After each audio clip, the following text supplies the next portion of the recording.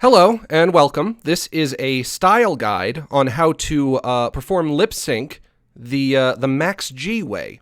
So let's get into it. When you open this zip, the first thing that you're going to see is two files. The first one is just kind of a breakdown of mouth shapes and the sounds that correspond to them. You've probably seen one of these before. You're probably familiar with this, but it's here just in case you need it, just in case you need reference. The other image is what I like to call a breakdown on the mouth flap technique. Basically, the mouth does not open and close unilaterally over the course of the sound, but rather it starts at the extreme and then closes slowly as the word ends. So this is the clip that we are going to be lip syncing. The existence of the grossly affluent is a moral obscenity. And hopefully it doesn't get too complicated because you're listening to me give this tutorial, and the clip that we are lip syncing is also my voice. It shouldn't be too bad, though.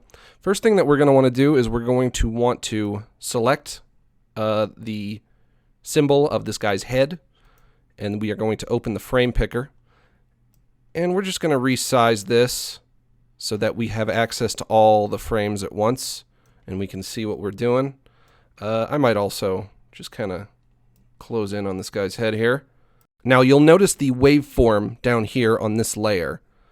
Basically, you want to do your best to ignore that waveform. Don't use it to sync up what you're doing because often Adobe Animate gets it completely wrong for some reason. So what we're going to do is we're going to want to scrub, which is what you call it when you grab the frame selector tool and drag it across the timeline. And when you do that, you can hear each sound and precisely which frame it comes out at. So in addition to the mouth flap technique, I also do, I guess what I call the frame before technique, which is just begging for a better name. So I don't have the science behind this memorized, but there's basically some kind of phenomenon with your brain where your ears hear things faster than your eyes can see them. And the purpose of this is to kind of account for that. What I do to offset this is while I'm doing the scrubbing, I then go one frame behind after I identify a sound. I go one frame earlier, and I put the corresponding mouth shape there instead of actually on the frame itself. So let's get started here, and let's put some of these ideas in action. So we are going to scrub here to hear what the first sound is at the beginning. Right about there, you can hear him starting the first word, so we're going to start by moving one frame earlier. And we're going to have him opening his mouth right there. And we're starting by him saying the word the, which begins with a TH sound. So we're going to put the TH shape before that. Right there on frame 22 is when you hear him start to say the next word. So we're going to put a frame on frame 21. And then on the frame in between those frames, we are going to have him closing his mouth slightly.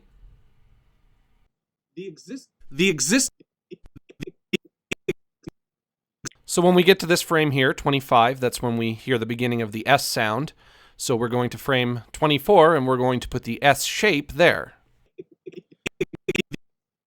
So remember what I said before about the flap technique. You start at the extreme, and then you slowly return to the resting position.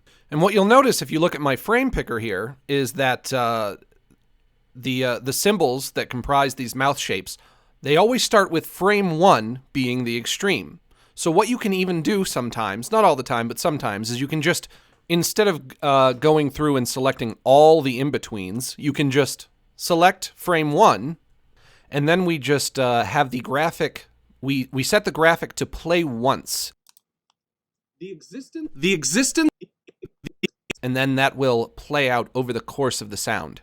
This can be a more convenient way to fill in some of the in-betweens. He starts opening his mouth again to say the next syllable of existence on frame 28, so we're going to go back to frame 27 and drop the keyframe down there. And you'll notice there's 3 frames in the middle right here where he's not really doing anything, and 3 frames of no movement I find to be a bit much. I try to have the frames change either on 1s or 2s, because when you're talking, your mouth is just moving constantly. It does not stop. So what I'm going to do here is on frame 26, I'm going to have him open his mouth slightly in anticipation for the next sound that he's going to make. He says the S in existence on frame 30 here, so we're going to go back to 29 and put the S shape there. And we'll just put an in-between frame there. Now right here, you hear him start the tance in existence. So we're going to go 1 frame earlier and put an open shape right there. And we got another block of 3 frames right here, so we're going to have him do another anticipation. And he starts the last S at the end of the word existence on frame 37. So we're going to put the S shape on frame 36. And then we just fill in the in-betweens in this area here. The existence of the... He starts the beginning of the word of on frame 38, so we put the O sound, or the O shape on frame 37. Not that one, let's go with this one. He starts the F sound in of on 40, so we're going to put the F shape on frame 39. And once again, this is all going by what we hear when we scrub over each frame. It's never going by what we see when we look at the waveform. The existence of the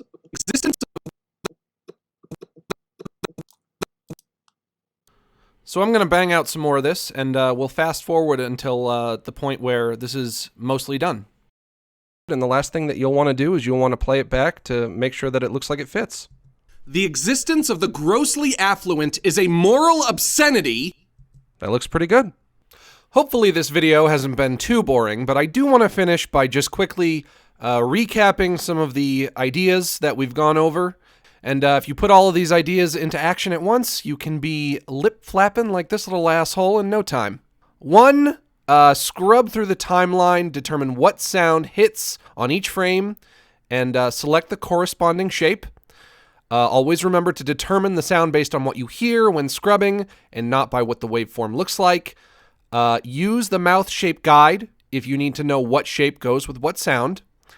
Mouth flap, start at the extreme and slowly return to the resting position. Put the shape 1 frame before the frame where the sound is actually heard. And sometimes you can set the symbol to play once to fill out the in-betweens. And finally, try not to hold on any one shape for 3 frames or longer. So if you do all that, that's pretty much the way I do it. And the way I do it, of course, is the best way to do it.